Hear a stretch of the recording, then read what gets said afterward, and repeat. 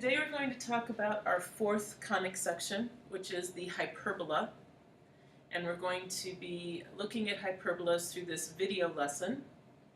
So you should be taking notes as we go through this conic section.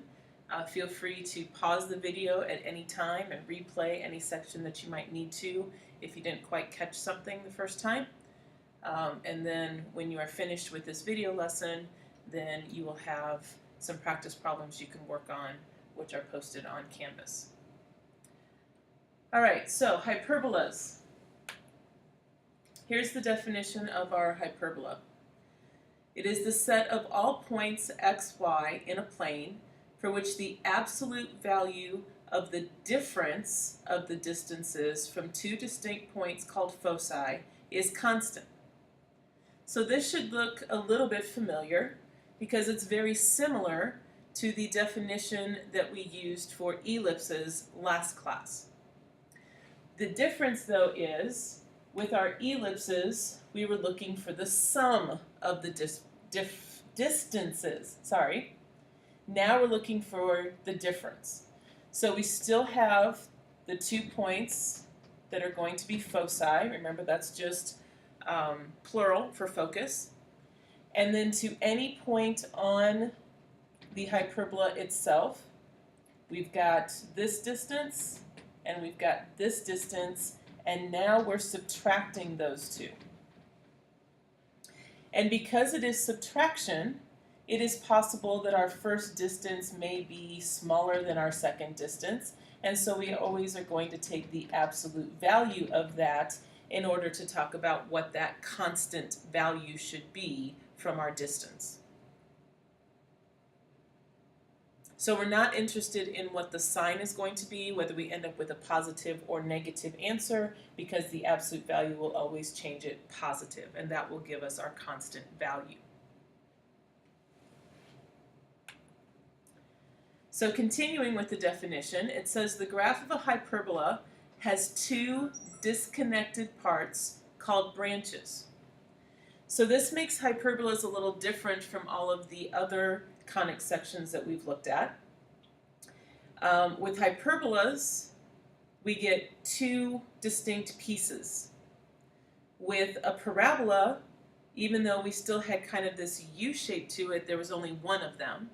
And with a circle and an ellipse, we get a closed shape that is completely different. So with hyperbolas, we have these U-shaped kind of pieces to it, and each piece is called a branch. And the two pieces together give you the hyperbola. It goes on to say that the line through the foci intersects the hyperbola at 2 points called vertices. So we've got a point right here and a point right here, which are the vertices. Notice that with the hyperbola, we do not have co-vertices. We only have vertices. Then it says the line segment connecting the vertices is the transverse axis. So this line right here is called the transverse axis. And the midpoint of the transverse axis is the center. So that point right there is our center point. So instead of a major axis or a minor axis like we saw with the ellipse, we call this one the transverse axis. The transverse axis is between our two vertices, and then our foci are always going to be here and here on the inside of that U shape, on the inside of each branch. Okay? And then you can see here how they've labeled our A and our C distances. So from the center to the vertex is A. From the center to the foci, a focus, one of the focus, is our C. Okay? And you're going to find that the way to find C is very similar to what we did with ellipses. We'll see that in just a second. All right, so let's take a look at our standard equation. So if we have a horizontal transverse axis, which is right here, okay, so if that's horizontal, then our standard equation looks like this. We've got the x minus h being squared. We've got a squared in our denominator. Here in our second fraction, we've got the y minus k being squared. We've got b squared in the denominator. We've got it all equal to 1 out here. All of that looks just like an ellipse. What is different is right here. With an ellipse, we are adding those two fractions together. With a hyperbola, we need to be subtracting those two fractions from each other. Okay? And so what we consider A and what we consider B is not about which one is bigger this time. This time, it's about which one is first. Your A squared is always the first denominator. Okay, now we'll talk about what all that means in a second when we see how to graph this. But this is a key difference between hyperbolas and ellipses. With the ellipses, A and B kind of switched back and forth depending on which one was bigger. It didn't matter whether it was under the first or whether it was the second fraction. It was just about which one was bigger. But with hyperbolas, it's all about which one is first. Which one is right here in the first denominator. So that's always going to be our A. What's going to switch is what goes in the numerator above it. Whether it's going to be the x minus h quantity or the y minus k quantity. So with the horizontal transverse axis, that is when we have the x minus h quantity first and the y minus k quantity second, so that x is above a. Okay? So our center still is going to happen at h comma k, just like it has for all of our other conics. That's that anchor point. The vertices then are going to be a units away in either direction. So between this point and a point right here, which would be our vertex,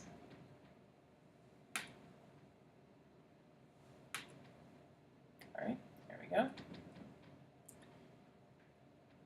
The coordinate that's going to change between those points is going to be our x-coordinate. And so our vertices are going to be at h plus or minus the a value, and then comma k. So if I add the a value, I'll get to this vertex. If I subtract the a value, I'll get to this vertex. Okay, but that adding or subtracting a is going to happen here on the h because it's the x coordinate that's going to change in those points. Okay, the foci is all about c. Okay, and again we're going to add or subtract that c value to our h because we're still looking at points that are in line with our vertices and our center. But they're in a horizontal line, so it's the x-coordinate that's still changing. So you can see here they've already got the foci listed for us, h plus or minus c, comma k. Now, how do we find c with hyperbolas? With ellipses, we found c using the equation that c squared was equal to a squared minus b squared. With hyperbolas, just like in the standard equation where the sign has changed, same happens with our c squared equation. Our c squared now is going to be equal to a squared plus b squared. Now there's a couple of ways that you can remember which one's which. The way that I remember it is that whichever sign is in my equation, the opposite sign is in my c squared. Another way to remember this is the fact that from our center point, the foci are farther away from the center than the vertex is. And so we have to take the a squared plus the b squared to get to c squared because it's farther away.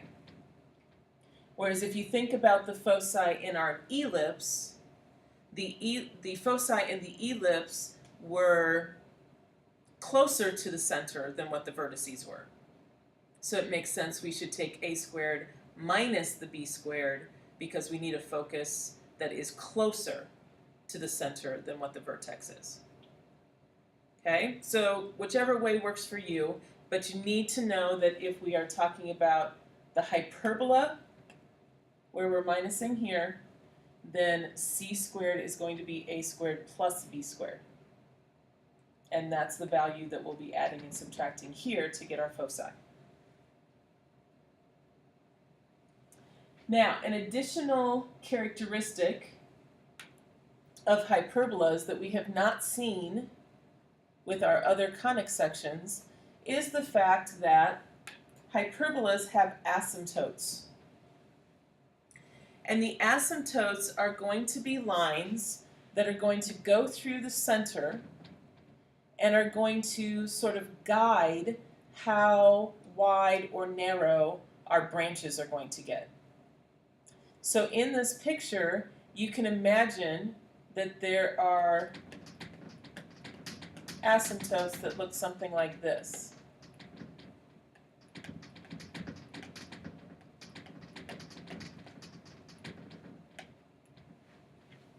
Okay, and so our branch then has to stay within that corner that's been created by the asymptotes on both sides.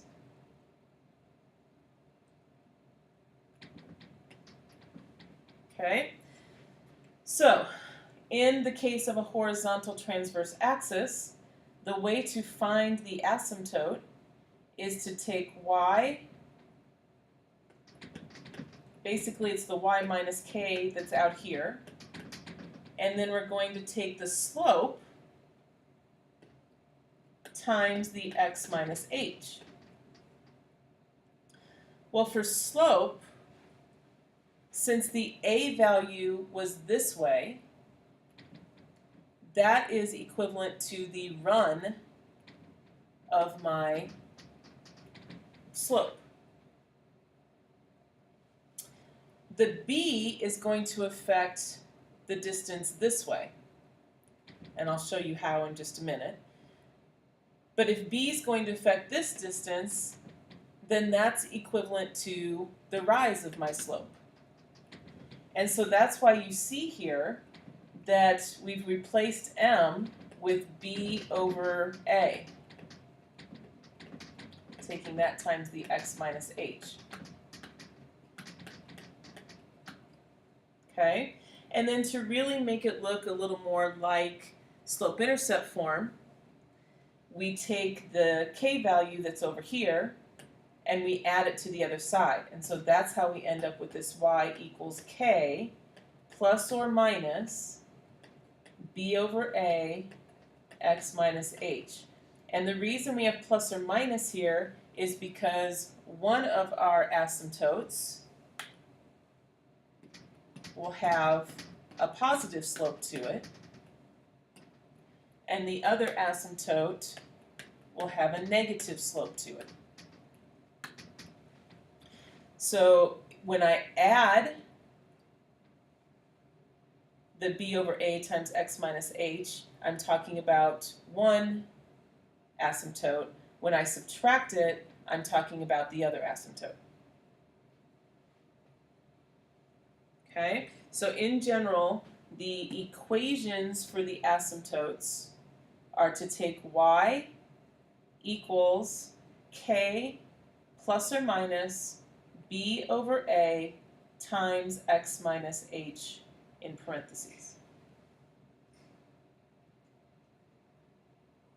Okay, now that's for the horizontal transverse axis. We could also have a vertical transverse axis, and notice the difference now. The a is still in the first denominator. What changed was which quantity is in the first numerator and which quantity is in the second numerator, excuse me. So now it's the y minus k quantity in the first equation, or the first fraction, sorry, and then the x minus h quantity is in the second fraction. Okay, and so because it's now y above the a, that means that our a value from the center to the vertex is going to be vertical. It's going to be along the y values. So our center is still h comma k, but now for our vertices, we're going to be adding our a value to the k, because from our center point to a vertex point, it's now the k, the y-intercept, that's going to change. And again, we add it to go up from the center, and we subtract it in order to go down from the center. The foci will work similarly in that we need to add and subtract our c from the k value. So that's going to get us up to this focus and down to this focus. Okay, and then again we have the asymptote, but now notice everything else about the equation for our asymptote is the same. It is still y out in front, it is still k plus or minus the slope, and that is still going to be times x minus h. But the slope changed now because the a value right here is now the rise. And the b value, which if you imagine that there's an asymptote here, the b value now is going to be the run.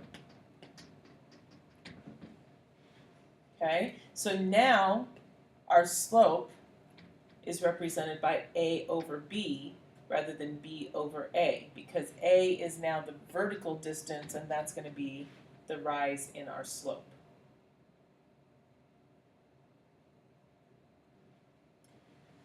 Okay, hopefully that's not too confusing. If you need to, pause the video for a moment, go back and rewatch any of that, because we're about to do a couple of examples here, and if any of this is a little confusing, just go back and rewatch real quick.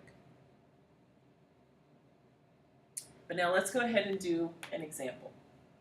So let's graph one. Alright, so again, first thing you probably want to ask yourself is this in standard form? The answer is yes. We have our quantity squared over a denominator. We have another quantity squared over a denominator. We are subtracting the two, and we have it equal to 1. So yes, we are definitely in standard form. Okay? And so the first thing we're going to decide is where the center is. And again, center is at HK, so in this case that means we're going to be at 3, 1. Remember, h is always the number with x. K is always the number with y. So 3, 1 is our center.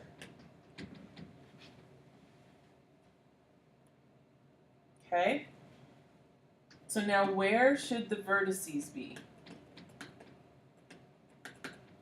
Well, we have to decide, first of all, what is my A value going to be? And then is this a hyperbola that has a horizontal transverse axis or a vertical transverse axis? So again, A is going to be based on the first denominator.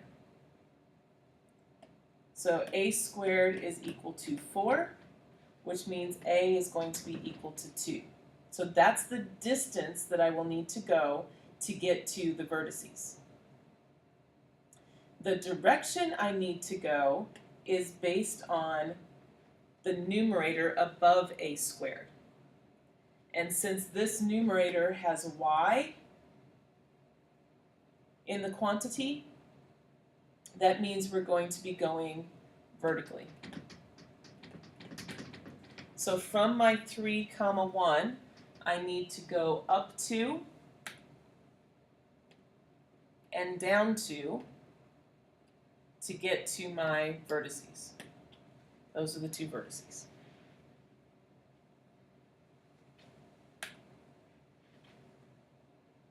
Okay?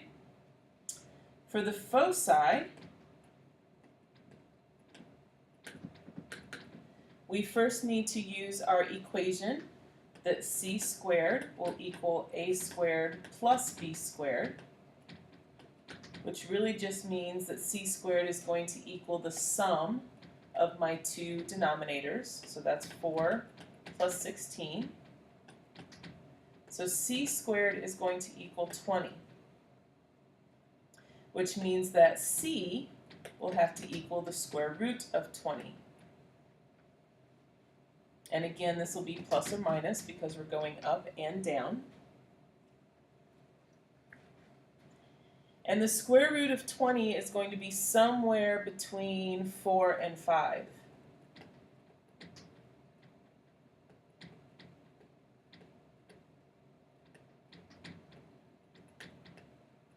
So in terms of graphing, we're going to go between 4 and 5 units, between 4 and 5 units away from our center. So going up 2, 4, we'll put that right there in between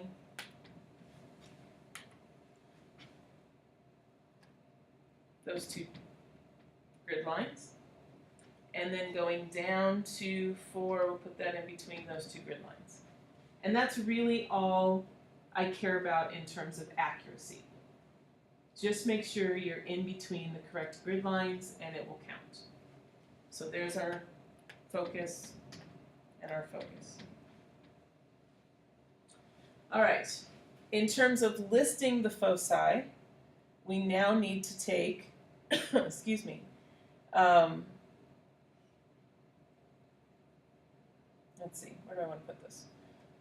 Let's list it over here. Okay, so our center we said was at 3, 1. Our vertices are going to be at 3, 3,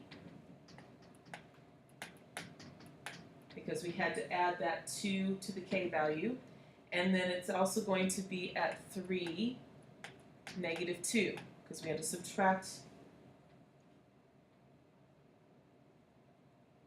Oh, I put those in the wrong place, didn't I? Oh my goodness. All right, let's go back and fix this. Sorry, guys. This one I put in the wrong spot, which means that I used that to. All right, here we go. Let's fix. I need to go 2 down, which puts me right there, not at -2. You guys are probably already seeing that and just couldn't yell at me through the video. All right, and then for our focus, 2, 4 should go right there. So here's our focus. Here's our vertex. And so our second vertex here should be at 3, -1. There we go. Because that's taking our center point and subtracting that a value of 2 from it. All right, for the foci then, we need to take our center and we're going to add and subtract the c from it. Now because c is not a particularly nice number with the square root of 20, we're just going to write it that way. We're just going to say that it is 3 for the x, and then our center of 1 right here, we're just going to write 1 plus the simplified square root of 20, which is going to be 2 square root of 5, and then 3 comma 1 minus 2 root 5. That's what we're going to list for the foci. Okay, and remember, you do need to identify the ordered pairs for these points. Okay, this is how you find them, but this is what they actually are once you find them, and we need to write those out. Okay, the last piece that we need now for this graph is the asymptotes.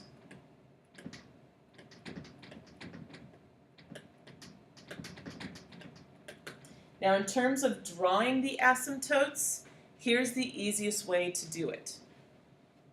You've already gone up your 2 units and down your 2 units for your a value, okay, from your center. But what about b? We also have b squared equal to 16 here, which means b is going to be 4. So we're going to go b units in the other direction from our center. So let me do this in a different color. So we're going to go 4 units out this way, and we're going to go 4 units to the left this way.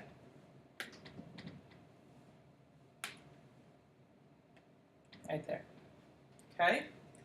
Now, what you want to do is you want to make a rectangle where your vertices from your A and these new points you've just drawn from B are on the sides of the rectangle. And so your rectangle is just going to look something like this.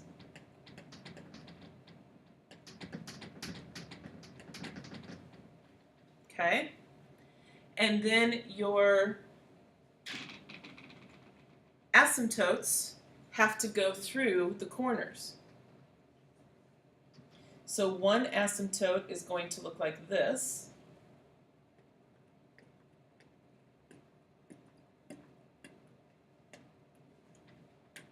And the other asymptote is going to look like this.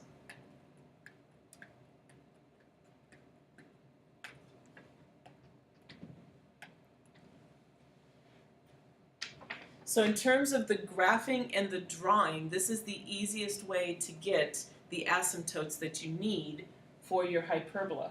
Because now, going from the vertex, I have an idea of how wide my curve should be based on the asymptotes.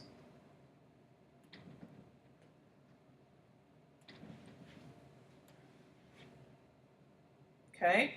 Now, in terms of getting the equations for them, that's where we're going to say that y is going to equal my k value, remember that was the 1, plus or minus.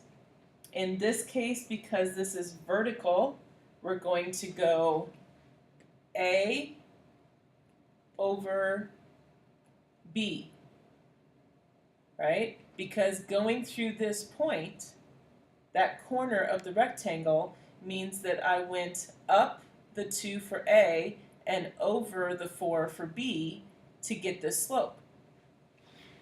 So this is going to be A over B, and then times x minus my h value, which was the 3.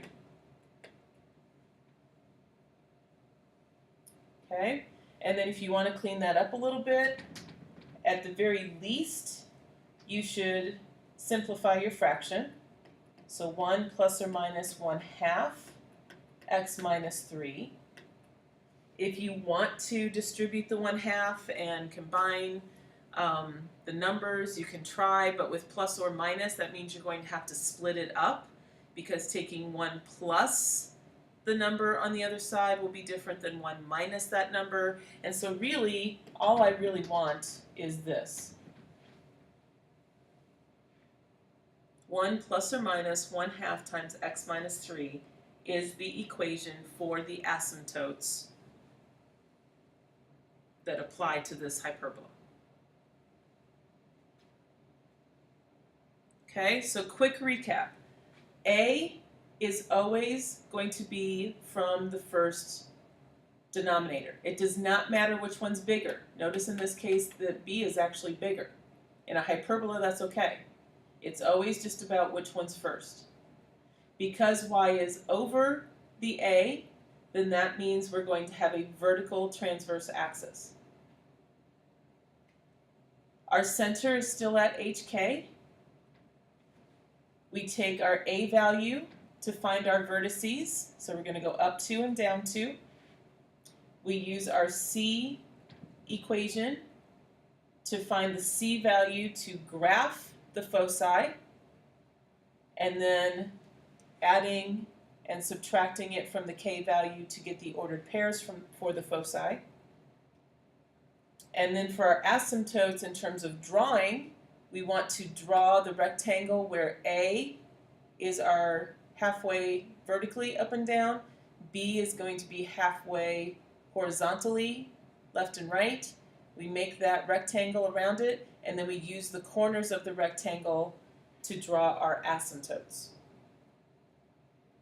And then to get the equation for the asymptotes, we use that formula that we saw, where we take y equals k plus or minus, that is just a 1 there, k plus or minus a over b times x minus 3, and again it's a over b in this case because of it being a vertical transverse axis.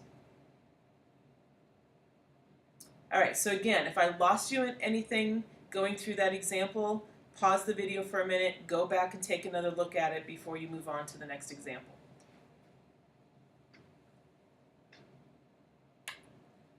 Alright, so just like we've seen with the other conics, sometimes we will be told information about the conic section and asked to write the equation for it. And as I've told you every other time, my best advice to you is to make a quick sketch of what they're telling you, so it's easier to identify the pieces that you need. So in this case, we're being told to write the standard equation of the hyperbola with foci at -1, 2, and 5, 2, and vertices at 0, 2, and 4, 2. So if I make a quick sketch here, 1, 2, 3, 4, 5, 1, 2, and a -1. So we've got a focus here, we've got a focus here at 5, 2, we've got a vertex here, here at 0, 2, and we've got a vertex here at 4, 2. Okay, so where is our center going to be? Well, our center is going to be halfway in between these two, and that's going to end up being at 2, 2.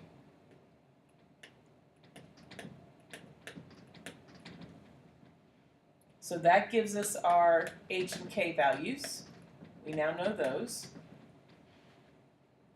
Okay, how about our A and B values? Remember, we don't need C for the equation, but sometimes we need C to help us find something for the equation.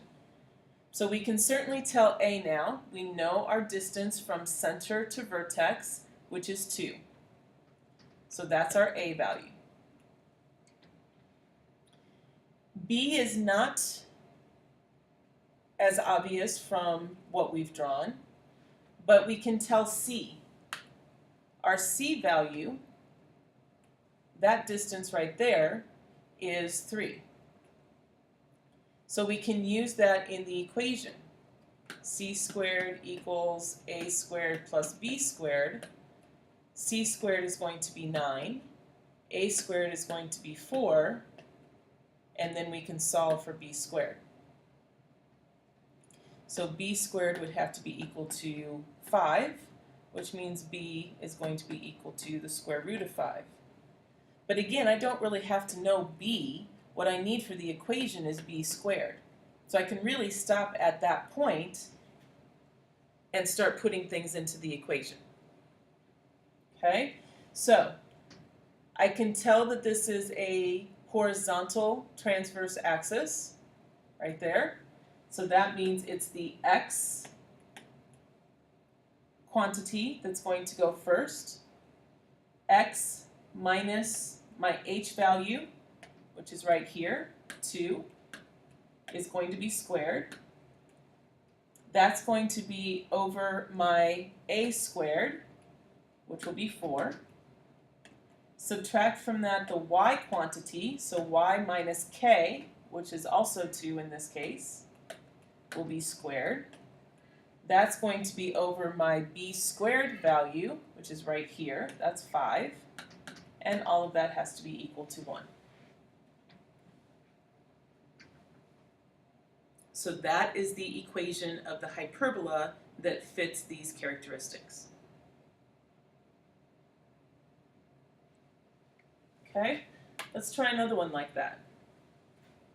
Except this time they're telling us that it has vertices at -3, 2, and 9, 2, and that it has asymptotes at y equals -2 plus 2 over 3x and y equals 6 minus 2 over 3x. So how can we use the asymptotes to help us with finding this equation? Well, first of all, let's start by sketching again. So -3, 2, 1, 2, 3, 1, 2, that's right about there. And then 9, 2, so 1, 2, 3, 4, 5, 6, 7, 8, 9, 2, right about there. That's a little off, let me fix that. Right about there, there we go. Okay, so again, the first thing would be, if these are vertices, then the transverse axis is going to go horizontally in between them. And halfway in between should be my center. So I've got 1, 2, 3, 4, 5, 6, 7, 8, 9, 10, 11, 12 units between. Half of that would be 6. So 1, 2, 3, 4, 5, 6. That's where my center is. So that ends up being 1, 2, 3, comma 2. There's my center. Okay, which then means that my a value, the distance from the center to the vertex, is 6.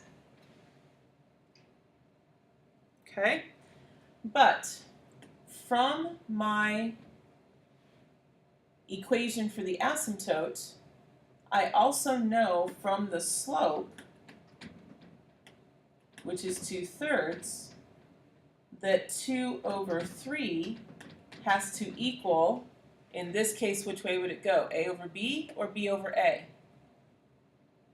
Well, remember, this is my A value. And if A is going horizontally, then that's run. So it's going to be B over A in this case. Now, I have found the A value from the graph to be 6.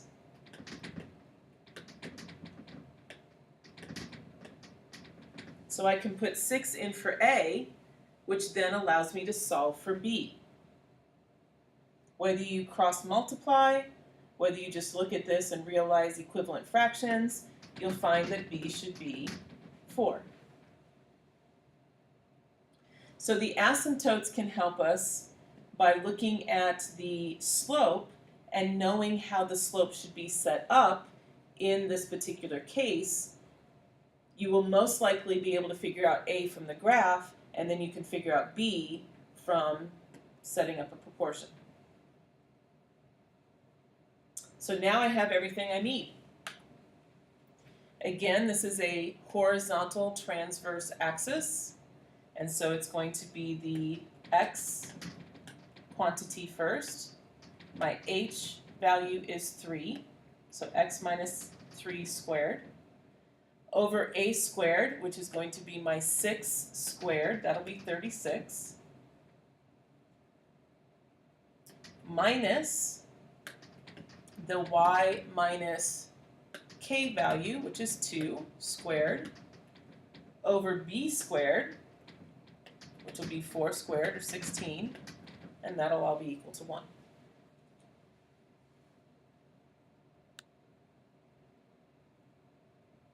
All right, so again, pause and go back if you need to look at how to write equations from those different types of characteristics.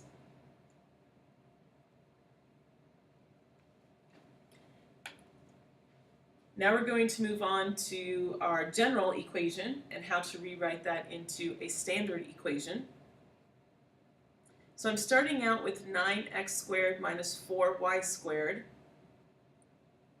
plus 8y minus 40 equals 0. Now the way to go about this is very similar to what we did with ellipses. We're going to get the constant moved over to the other side, and then we're going to group the x terms and the y terms together. So I'm going to have a 9x squared. I'll have the minus 4y squared plus 8y, and then add the 40 to the other side so it's all equal to 40.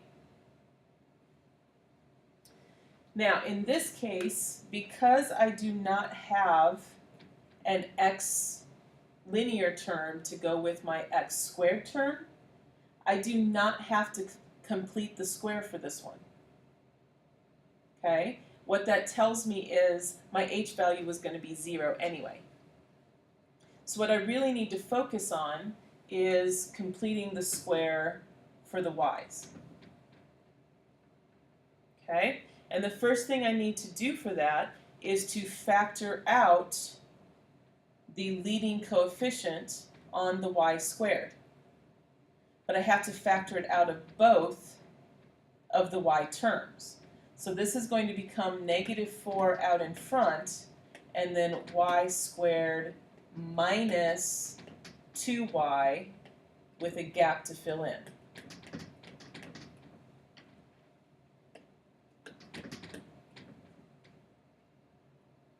Okay? So I'm factoring the negative 4 out of both of the y terms here, so that I can then take half of my coefficient on y, which will be a negative 1, square it. That's going to be a plus 1. That's what's going to complete my square inside of the parentheses. But now when I take a look at the overall left side, what I really just added to it is a negative 4, because everything in this set of parentheses is being multiplied by this negative 4. So even though it was a 1 that I put in here, the overall effect to the left side is that I really added a negative 4. And so if I added that to the left side, I need to add that to the right side.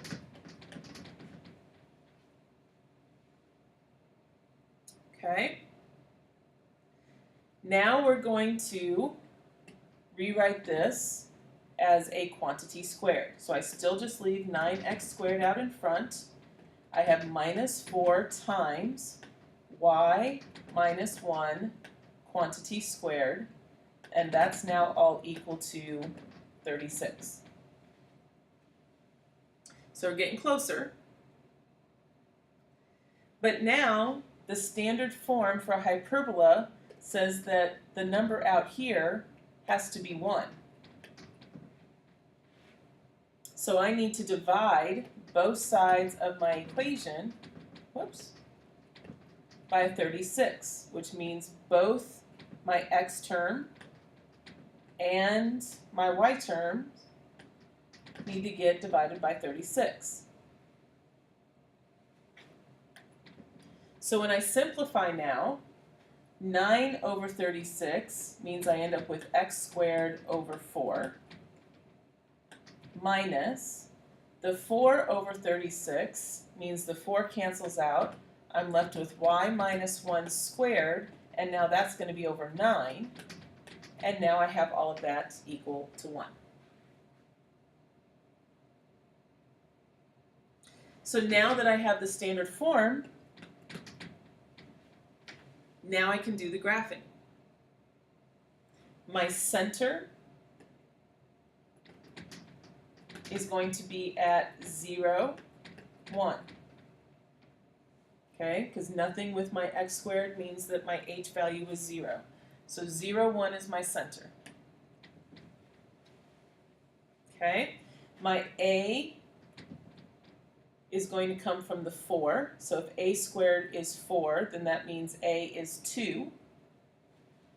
And because x squared is in the first numerator, that makes this a horizontal transverse axis. So I'm going to go 2 to the right and 2 to the left. So my vertices are going to be at 2, 1 and at negative 2, 1.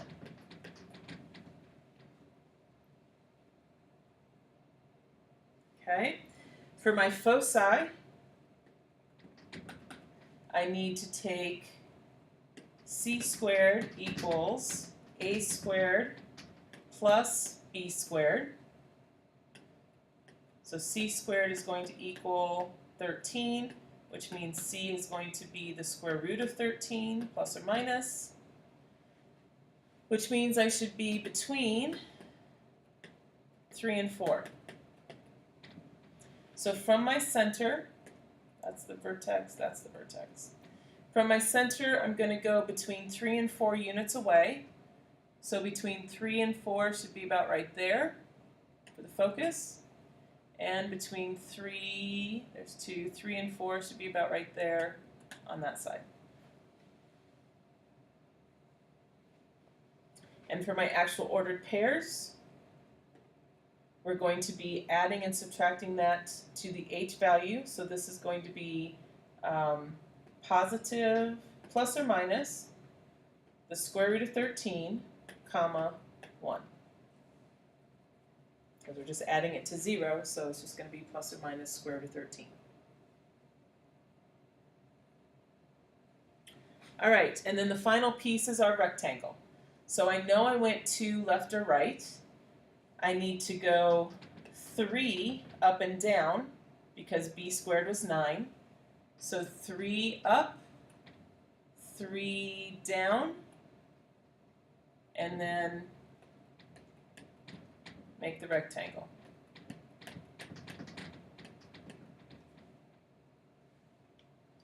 Asymptotes will go through the corners.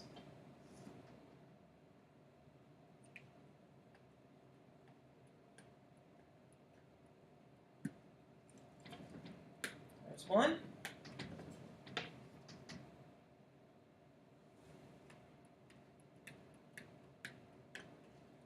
There's the other one. And so now I can draw in my final curve. Pick a different color for that so you can see it. Following the asymptote as my guide for how wide it should be. And this one's pretty wide. And finally, I need to give my equation for the asymptotes. So y equals my k value from the center was 1, plus or minus, in this case my asymptote A is the run, B is the rise. So B over A is going to be 3 over 2, and then x minus my h value which was 0. And you wouldn't necessarily have to have the minus 0 on there. You could just have 1 plus or minus 3 halves x.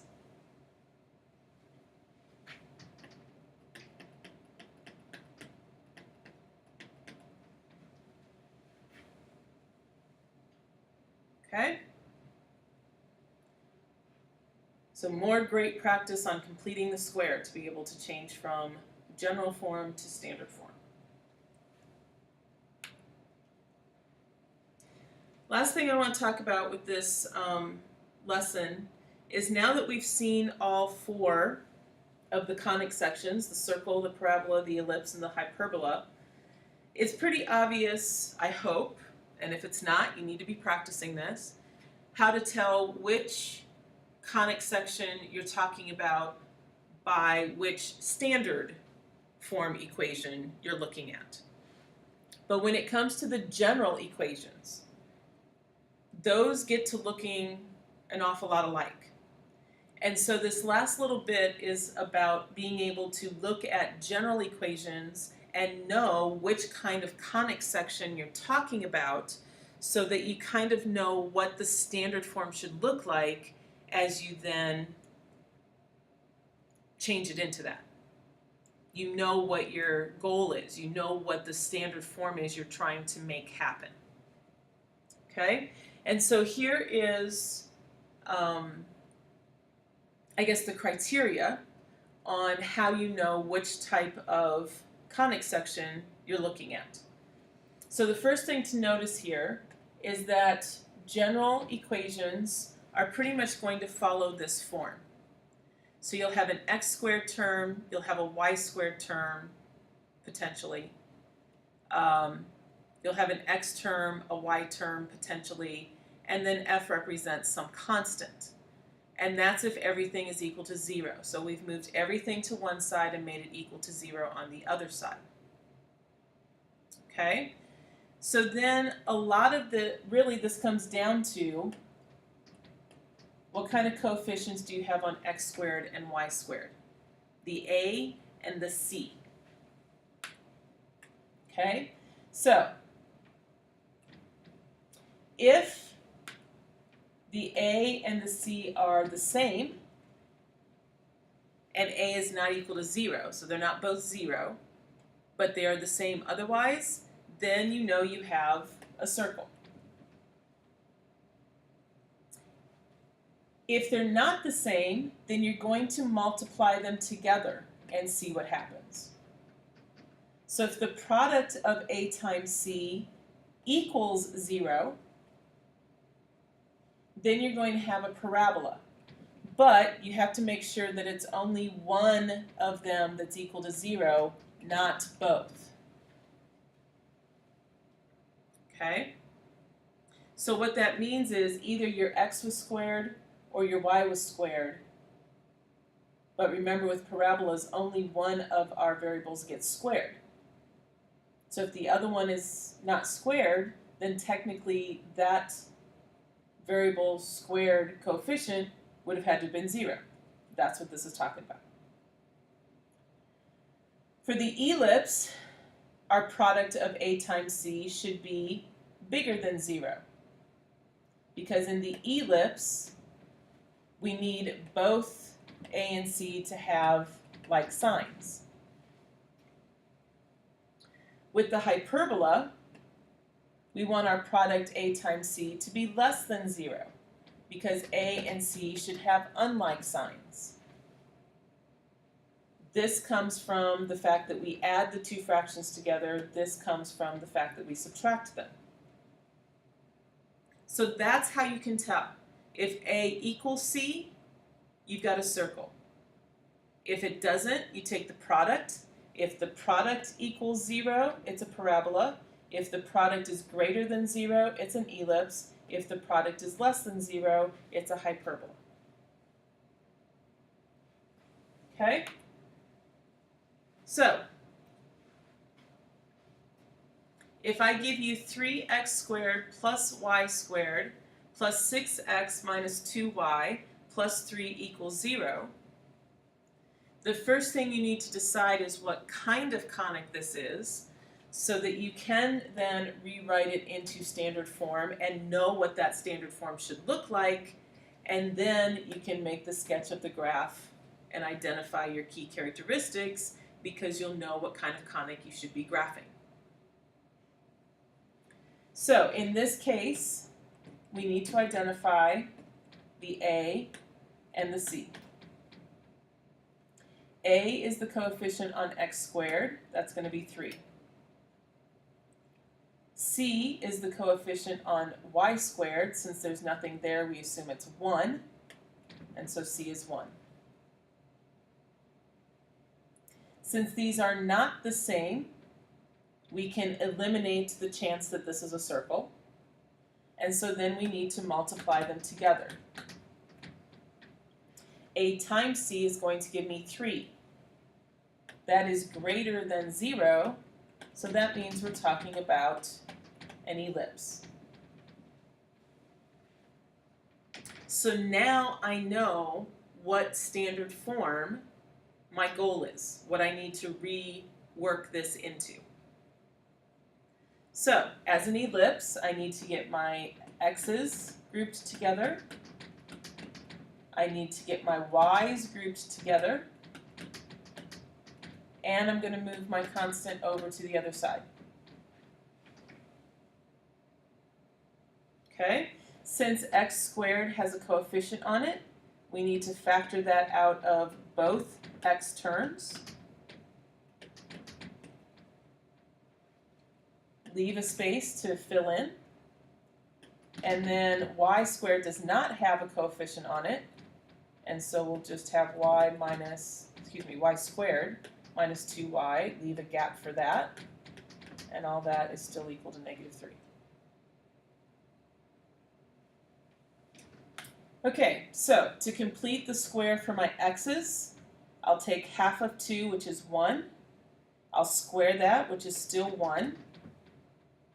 But because that's inside of parentheses that are being multiplied by 3, I'm really adding 3 to my left side, so I need to add 3 to my right side. Then for my y's, if I complete the square, half of -2 is -1, square that is also 1. Since there's nothing being multiplied out in front, I just add the 1 to the other side as well. So now, if I change my perfect square trinomial for x's and perfect square trinomial for y's into binomial squared, this should be a 3 times x plus 1 quantity squared. My y should become y minus 1 quantity squared, and it's all going to be equal to 1.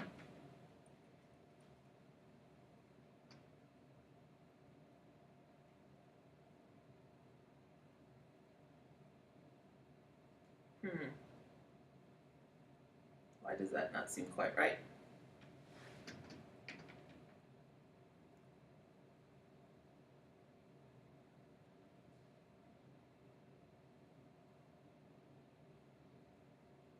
All right, so since it's already equal to 1,